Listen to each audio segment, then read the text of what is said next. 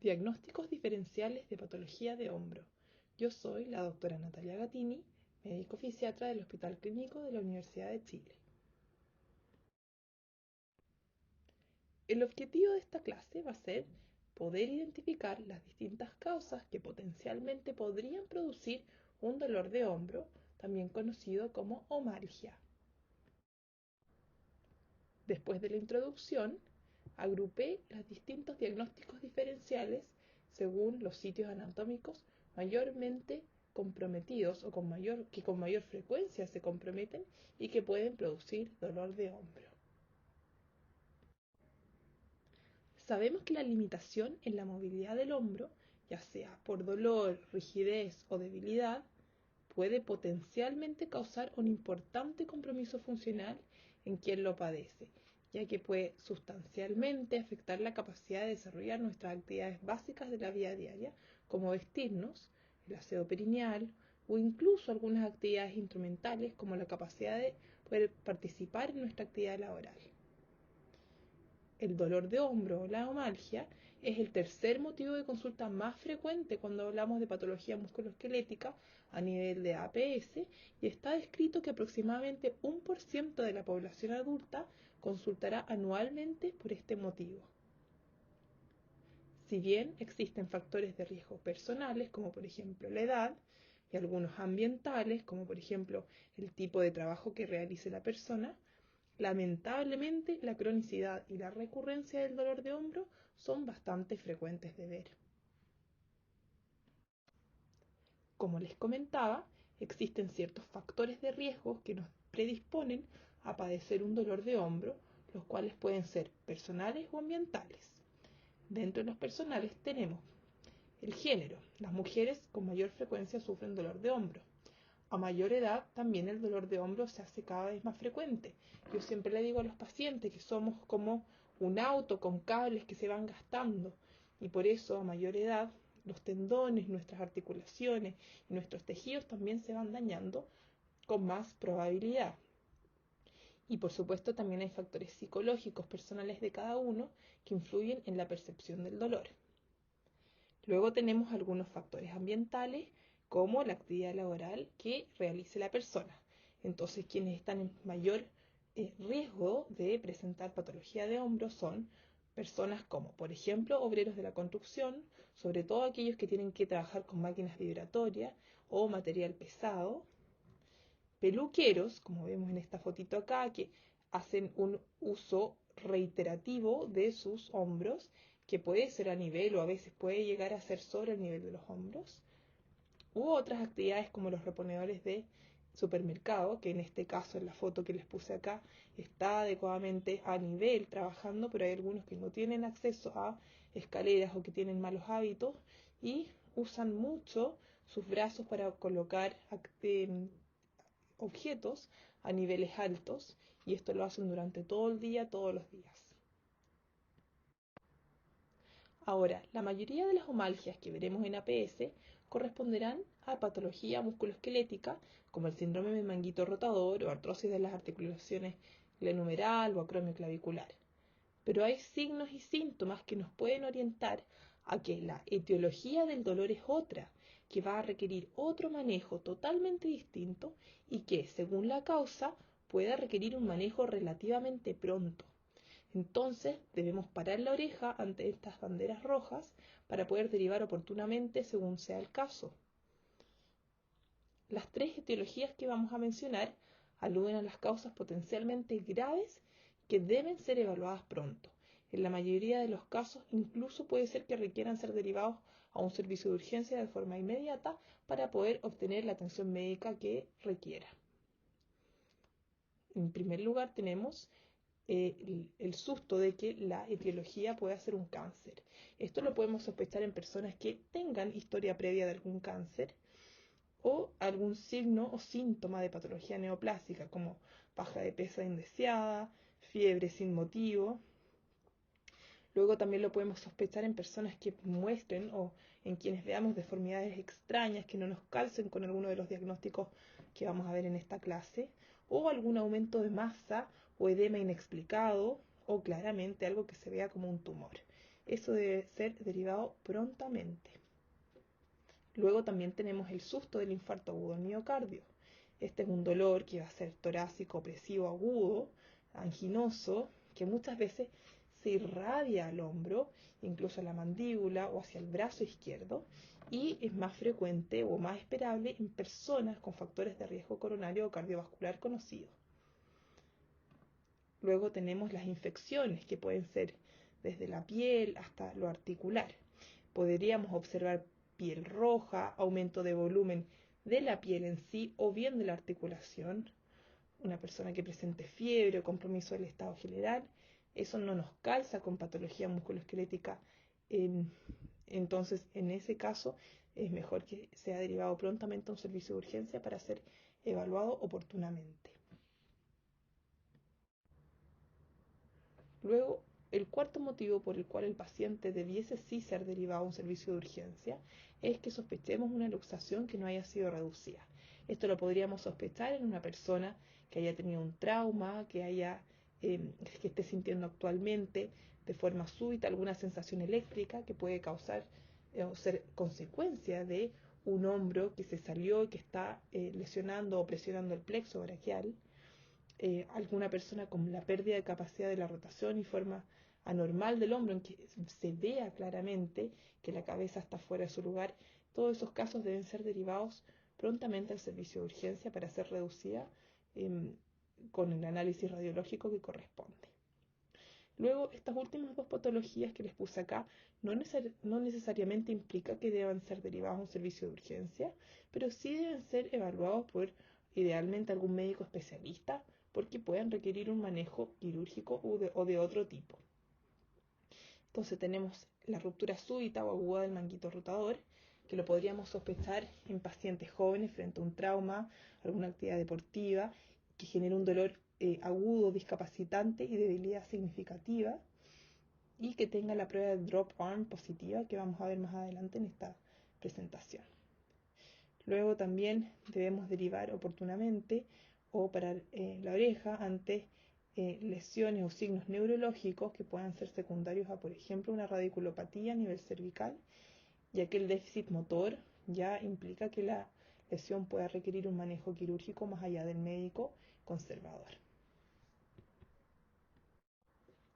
Más adelante tendré una clase específicamente para hablar sobre la evaluación del dolor de hombro, pero es importante para esta clase poder recordar algunos elementos básicos que nos pueden ayudar a llegar al diagnóstico que corresponda en el caso de un dolor de hombro. Entonces, respecto a la anamnesis del dolor propiamente tal, importantísimo por supuesto ver dónde está ubicado el dolor, anterior, lateral o posterior, ya que esto nos puede orientar a etiologías distintas como vamos a ver en las diapositivas a continuación. La irradiación también es muy importante, ya que puede ser solo en el hombro o puede ser del cuello que irradie hacia el brazo y en algún patrón en particular que, por ejemplo, podría hacernos sospechar algún tipo de radiculopatía. Luego el inicio también es muy importante, si hubo o no antecedente de trauma, si el dolor fue apareciendo gradualmente o de forma súbita. Y también la temporalidad. Este es un dolor más bien agudo, subagudo o ya crónico. El ritmo circadiano también es súper importante. Preguntar dirigidamente si hay dolor nocturno, ya que el dolor nocturno podría orientarnos, por ejemplo, a alguna bursitis si el paciente se queja de mayor dolor en decúbito lateral al lado que le duele. Luego, preguntar específicamente desencadenantes o gatillantes del dolor, con qué actividades le duele más, al hacer, por ejemplo, alguna actividad sobre el nivel de los hombros. Atenuantes, qué cosas hace que o ayuda a que alivie. El reposo, por ejemplo, nos confirmaría que es un dolor más bien de tipo mecánico, o bien si ya está tomando algún analgésico, si el hacer algún masaje, ponerse algún calor o frío podría ayudarle al dolor. Nos podría también ayudar a ver si que hubo o hay aún inflamación. Luego tenemos la intensidad del dolor, cuánto duele, las características, principalmente para diferenciar el dolor más bien nociceptivo del dolor neuropático. Si tiene estudio o tratamiento previo, ya sean tomado imágenes o todavía no, lo han infiltrado o todavía no, ya ha hecho terapias previamente o todavía no.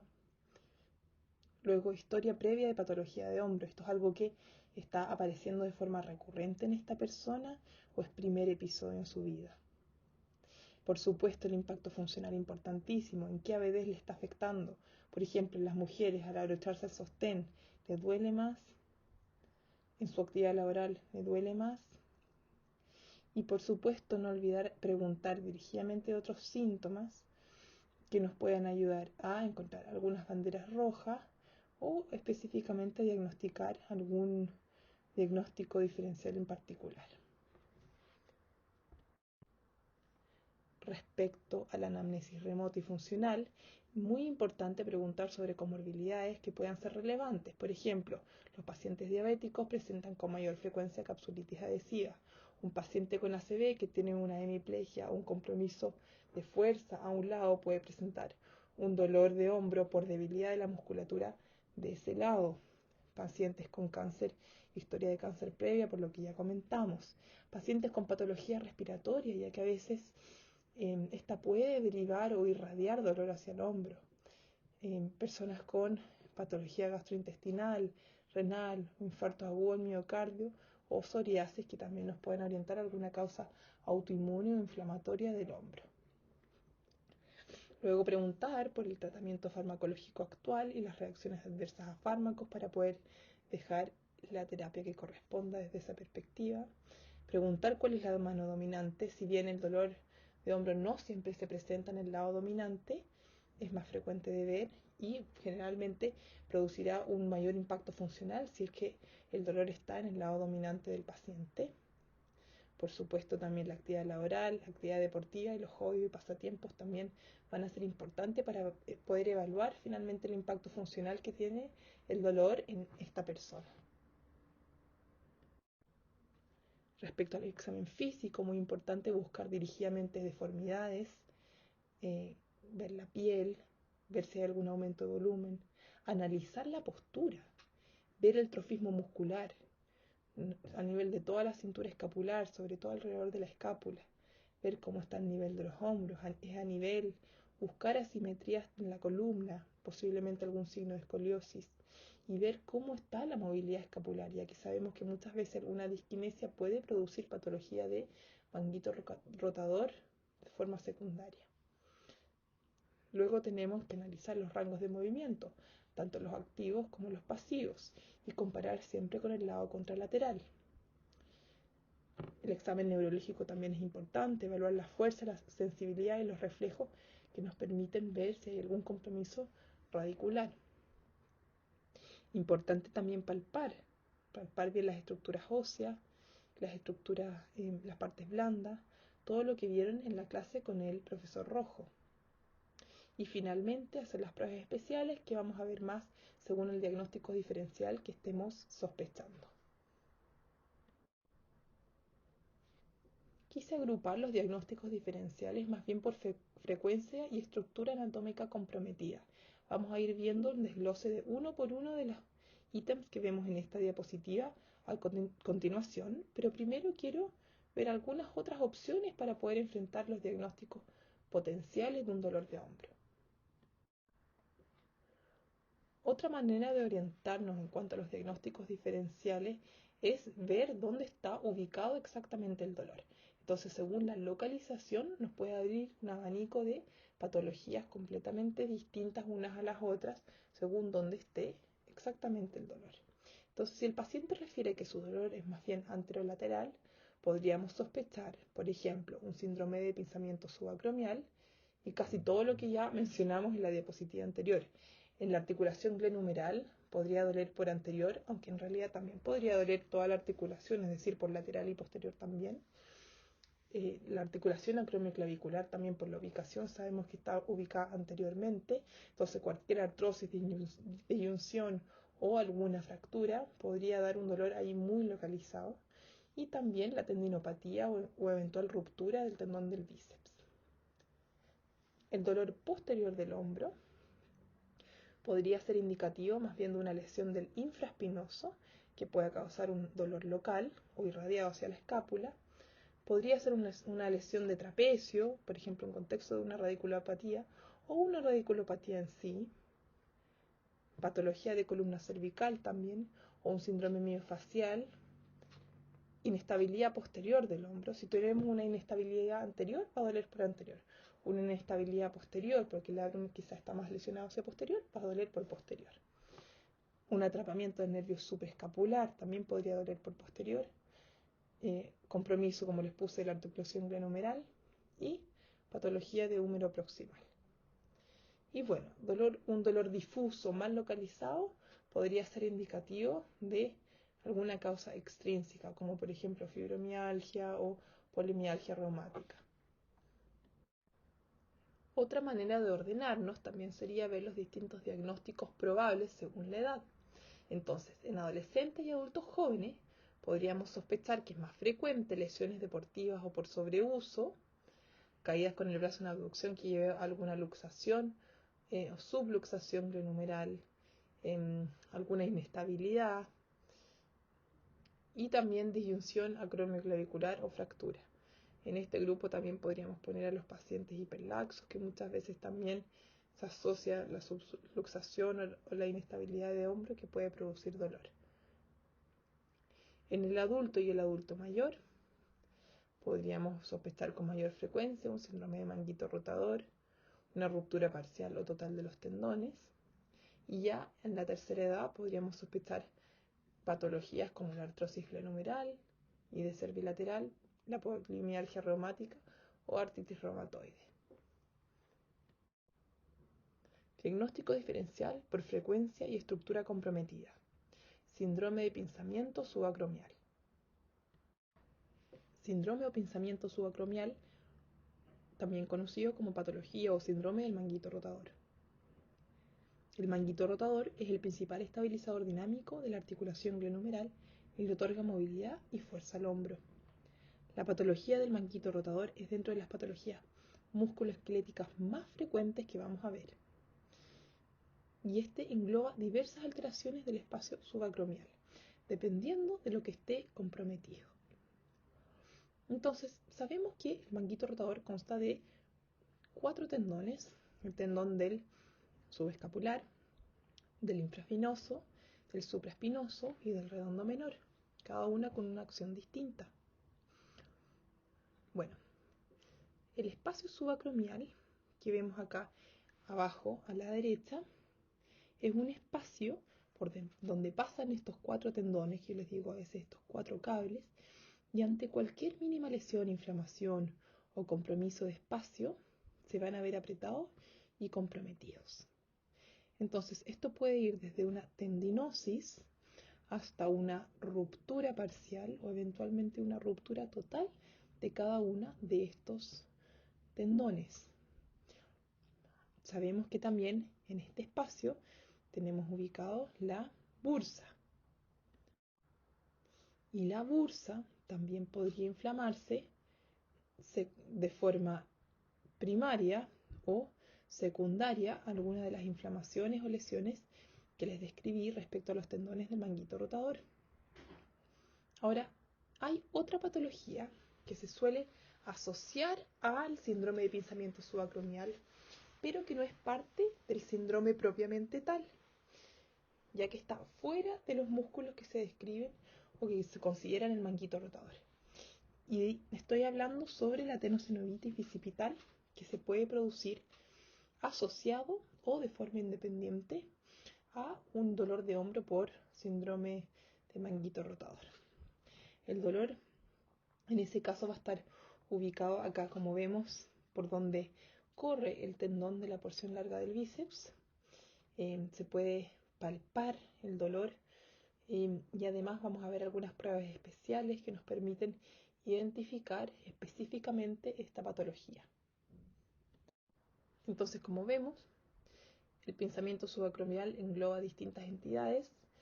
Puede ir desde la tendinosis del manguito rotador, que puede ser del supraespinoso, que es el mayor frecuentemente comprometido, el infraespinoso, el subescapular y el redondo menor.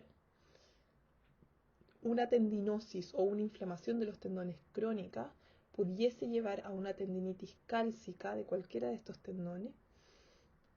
que duele y es más difícil de manejar, y eventualmente podría requerir una aspiración ecoguiada para poder aliviar con más efectividad el dolor.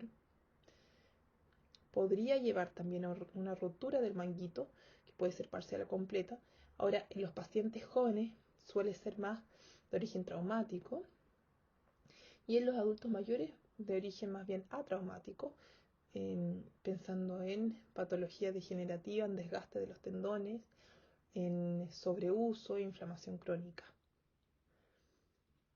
Ahora, la rotura parcial es difícil de diferenciar de las otras tendinopatías al examen físico, pero sí la vamos a ver con el estudio ecográfico.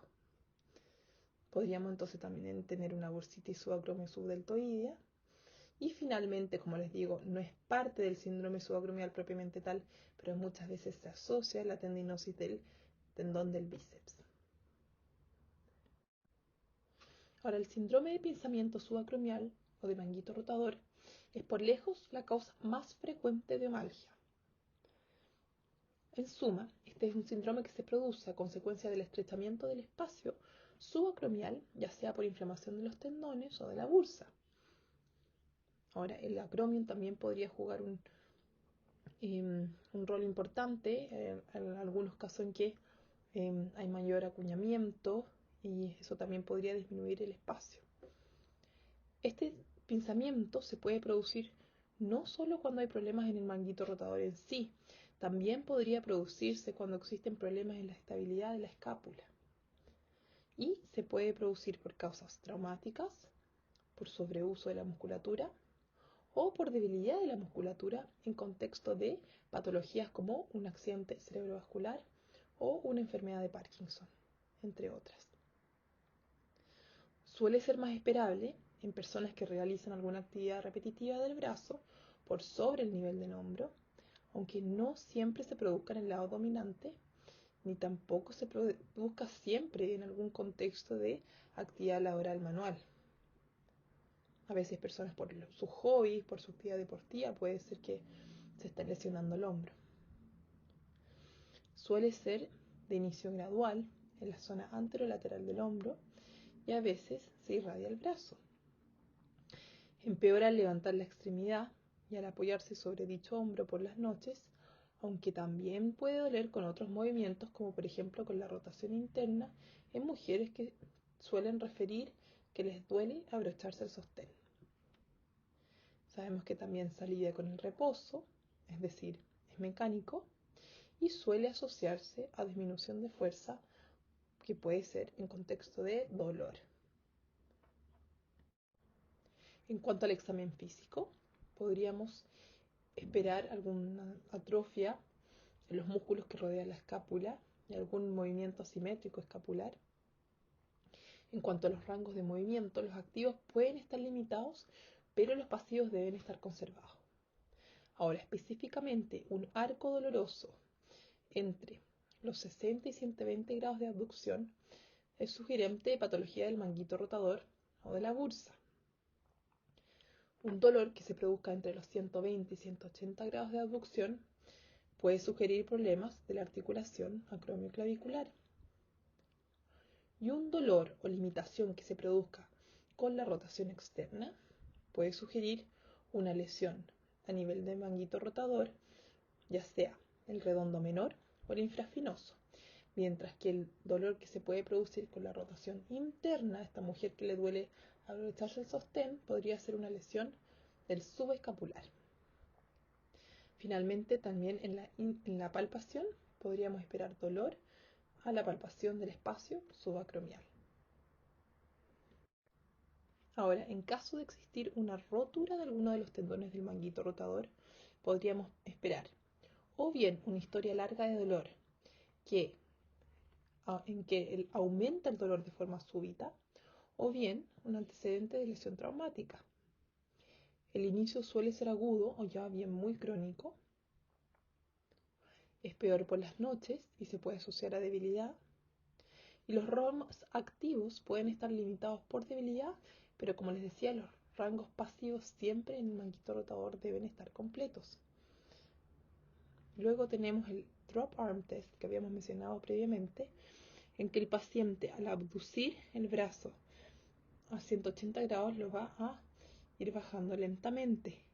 Y si es incapaz de controlar el brazo bajo los 90 grados, es un signo positivo para una rotura de manguito rotador. Acá veremos algunas pruebas especiales que buscan provocar dolor o debilidad al activar alguno de los músculos del manguito rotador.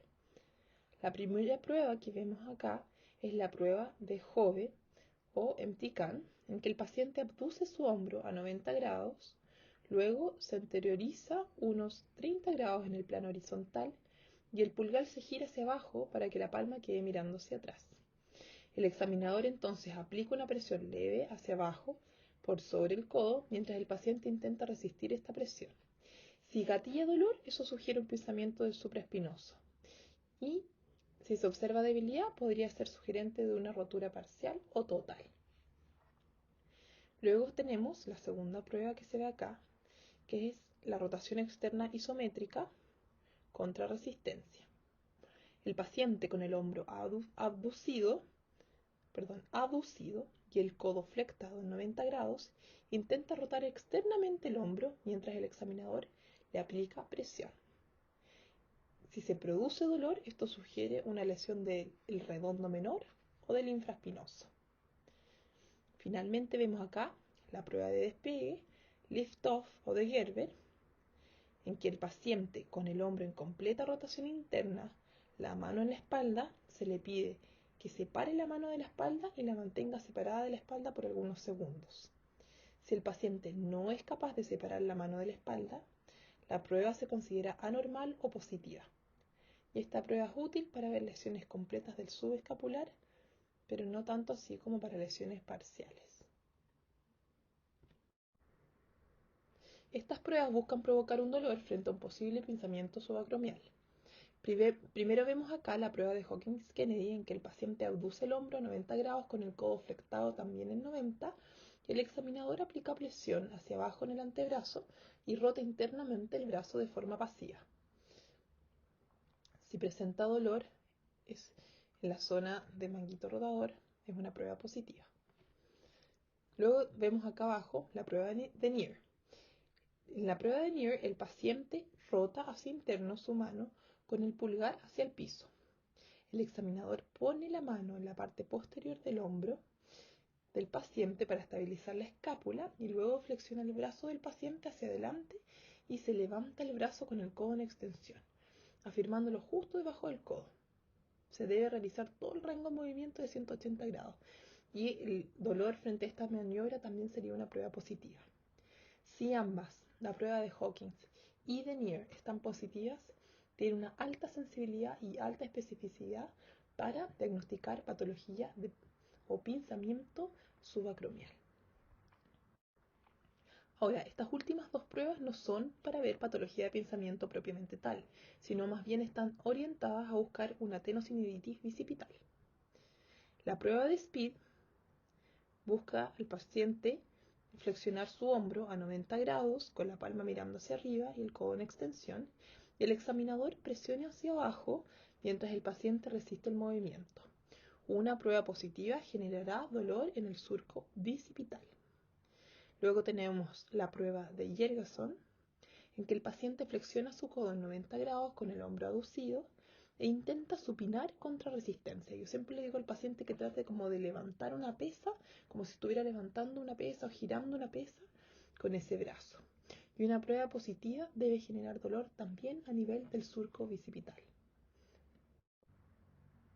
El estudio radiológico nos sirve mucho para confirmar el diagnóstico, que muchas veces puede ser ya más bien clínico. Pero en este caso la radiografía nos puede ayudar en un caso de que sospechemos algún trauma, posible artrosis. Todo paciente adulto mayor con dolor de hombro sí o sí debe tener una radiografía. Y para ver el tipo de acromion, yo siempre lo pido de entrada porque si hay un tipo de acromion que predisponga a patología de manguito rotador recurrente, es bueno saberlo, esperarlo y quizá hacer el manejo que corresponda.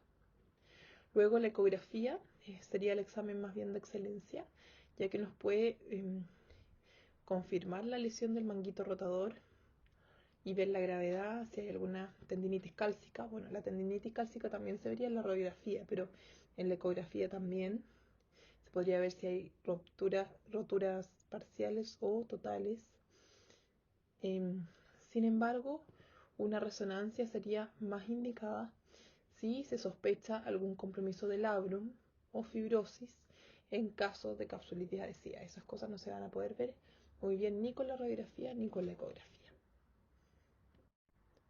Diagnóstico diferencial por frecuencia y estructura comprometida. Articulación glenohumeral. En la articulación glenohumeral podríamos ver varias distintas patologías, pero dentro de las más frecuentes podríamos ver una inestabilidad que puede caracterizarse por una subluxación glenohumeral con o sin desgarros del labrum, que es uno de los principales estabilizadores estáticos de la articulación. Se puede ver en personas hiperlaxas o personas que hayan sufrido algún trauma, sobre todo golpe con el hombro abducido y en rotación externa. Y la clínica puede ser variable, desde dolor, solo dolor, hasta incluso miedo al usar el brazo o hombro ante una posible nueva luxación. El dolor puede ser anterior si la inestabilidad es anterior o posterior si la inestabilidad es más bien posterior.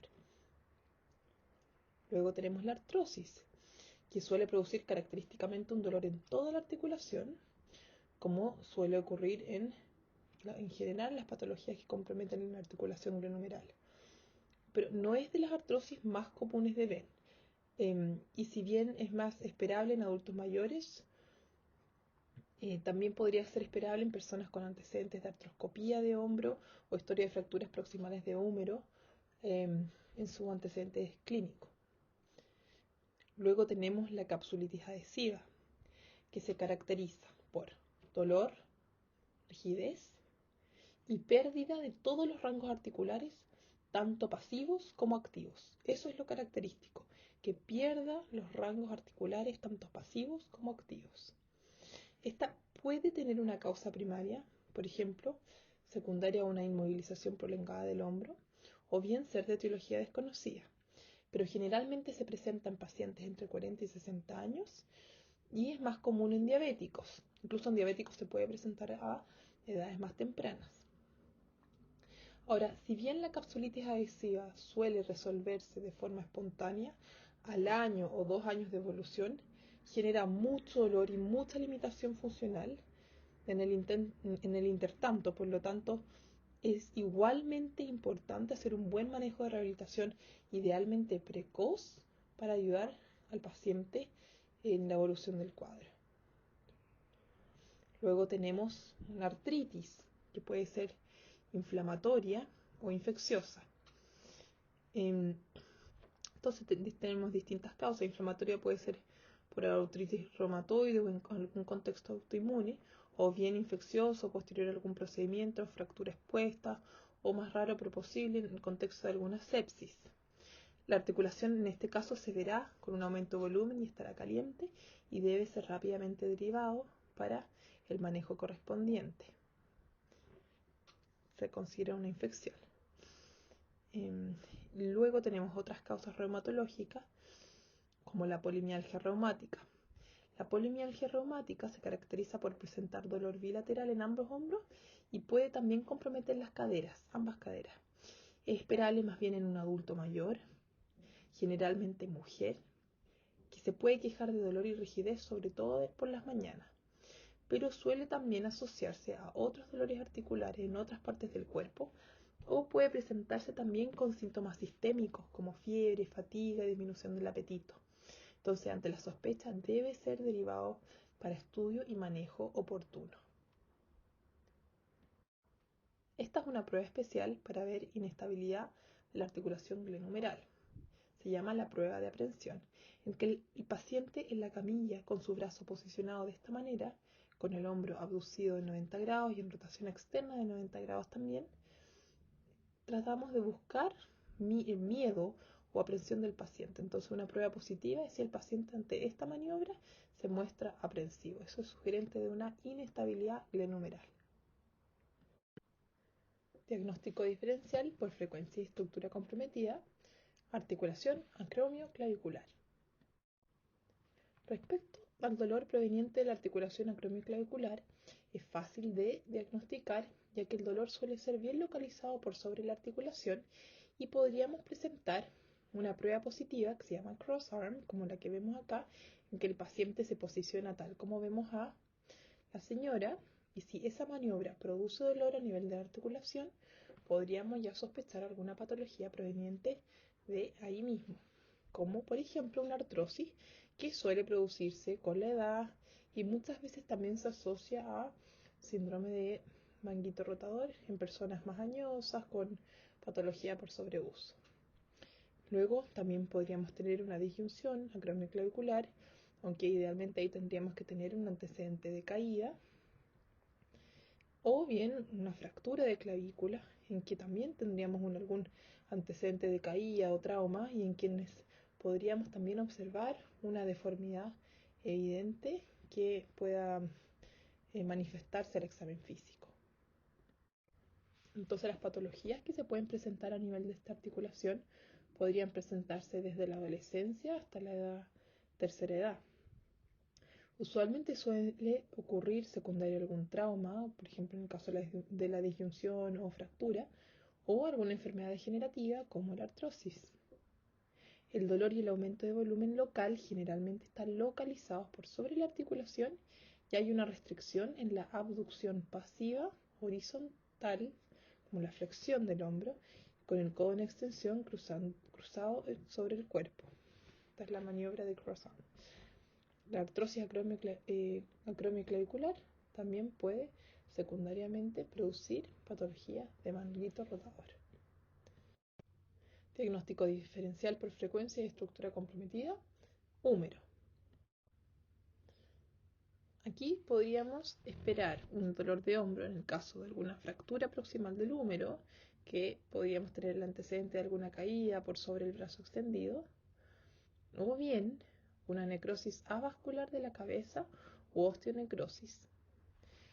Esta es la necrosis o la muerte del tejido óseo que se produce a causa de la falta de irrigación sanguínea, que puede producir pequeñas fracturas en el húmero proximal e incluso podría producir el colapso de la cabeza humeral. Este proceso suele durar de meses a años y es un dolor que empieza de forma gradual y puede ser desde leve hasta intenso, pero es más esperable en personas que presenten algún consumo prolongado de medicamentos esteroidales como corticoides en altas dosis, o bien en personas con ingesta excesiva de alcohol, y es más frecuente de ver en personas entre los 30 y los 50 años. Finalmente, con la radiografía vamos a poder diagnosticar o sospechar esta patología y derivar, por supuesto, oportunamente al especialista para el manejo que corresponda. Diagnóstico diferencial por frecuencia y estructura comprometida. Ahora vamos a ver las causas de origen neurológico.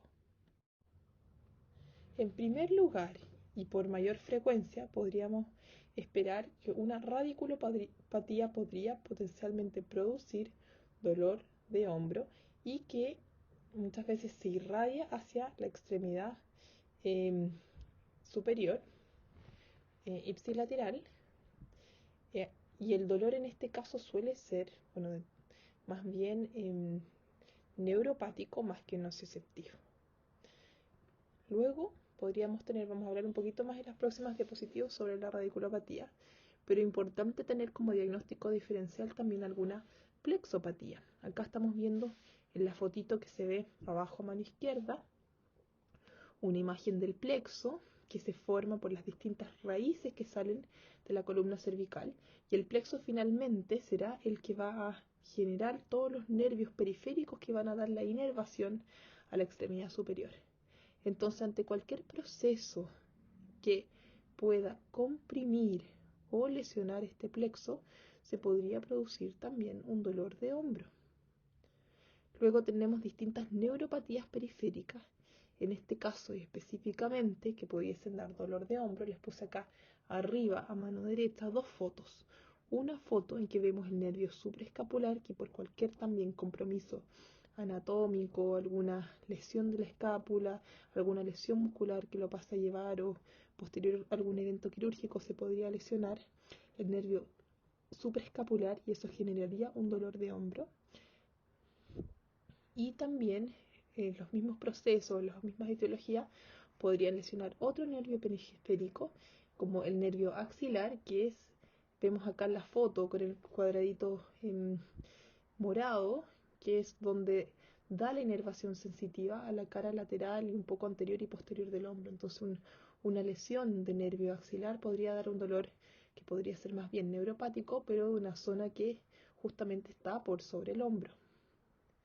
Finalmente tenemos etiologías que son más bien del sistema nervioso central que podrían generar dolor de hombro. Un accidente cerebrovascular con mayor frecuencia, secundario a la debilidad y eventualmente a la espasticidad que se puede producir en los músculos del hombro y de la cintura escapular y del brazo, podría generar dolor de tipo nocioceptivo, mecánico, si es que el paciente es capaz de expresarlo y localizarlo bien, o bien se podría generar un dolor más bien central, que puede ser de características mixtas o más bien neuropático, y generar dolor de hombro por ese mecanismo. Luego tenemos las pacientes con lesión medular, que también podrían presentar un dolor nocioceptivo, mixto o neuropático a nivel de hombro. Pacientes con enfermedad de Parkinson, que también tengan más debilidad, entre otras. Volviendo a la radiculopatía, que es esta patología que generaría un dolor neuropático que podría irradiar desde cervical hacia el brazo. Se sabe que es consecuencia de la compresión de una raíz nerviosa, que si el dolor se produce en el hombro, esta sería a nivel cervical, que puede ser de las raíces de C5 a C8. La clínica se caracteriza por una cervicalgia que, como les decía, es neuropática y que se irradia hacia el brazo, que se puede asociar a alguna alteración en la sensibilidad, en la fuerza o bien un compromiso en los reflejos osteotendíneos, dependiendo de la raíz comprometida. Entonces acá les puse una tabla para poder evaluar bien, según el examen físico, cuál podría ser la raíz comprometida. Entonces, si tuviésemos una radiculopatía C5, podríamos esperar debilidad en los músculos deltoides, supraespinoso y el bíceps. El reflejo bicipital podría estar alterado y podríamos esperar una hipoestesia o disestesia en la cara lateral del brazo poder superior. Luego una radiculopatía C6 podría generar debilidad en los músculos bíceps, brachiorradial, en los extensores de la muñeca y en el pronador redondo. Podría afectarse el reflejo bicipital o el brachiorradial o el pronador. Y podríamos tener un compromiso sensitivo en la parte radial distal del antebrazo y del pulgar, y ocasionalmente se podría comprometer también el índice. Una radiculopatía C7 podría mostrar debilidad en los músculos del tríceps, los extensores de la muñeca y en el pronador redondo. Se podría comprometer el reflejo tricipital y del pronador, y podríamos esperar un compromiso sensitivo a nivel del brazo por posterior, la parte dorsal del antebrazo, los dedos medios e índice, ocasionalmente el índice y el anular también. Y finalmente una radiculopatía C8 podría mostrarse con debilidad de la musculatura intrínseca de la mano. No tenemos un reflejo que nos ayude a evaluar esta raíz, pero sensitivamente podría estar comprometido la parte medial del antebrazo y el cuarto y el quinto dedo de dicha mano. Esta es una prueba especial muy conocida también para ver radiculopatía, en que se extiende y se rota la cabeza del paciente hacia un lado mientras el examinador aplica presión hacia abajo. Y una prueba positiva va a ser la que produzca dolor, en que describa al paciente y que se irradie acorde a la respuesta a la supuesta raíz comprometida. Y ya para ir terminando, vamos a hablar de las posibles causas extrínsecas del dolor de hombro. Tenemos causas extrínsecas del dolor de hombro que ya hemos mencionado, que potencialmente son graves, como el infarto o incluso la patología de origen pulmonar. Pero, en este caso, hablando de las no graves, podríamos mencionar con mayor frecuencia la fibromialgia, que se caracteriza por un dolor crónico que se presenta en varias partes del cuerpo. Se describe al menos 3 cuadrantes distintos que presenten dolor, que se asocia a fatiga crónica, trastorno del sueño y posiblemente otras condiciones como síndrome de intestino irritable, jaquecas, entre otras. Y luego finalmente tenemos también pacientes que podrían presentar patología ganancial, que por ejemplo, por objeto de estar en algún juicio o algo similar, prolonguen o simulen su sintomatología. Muchísimas gracias. Eso sería en cuanto a los diagnósticos diferenciales más probables en el dolor de hombro. Espero que esta clase les haya sido de utilidad y puedan disfrutar lo que viene a continuación.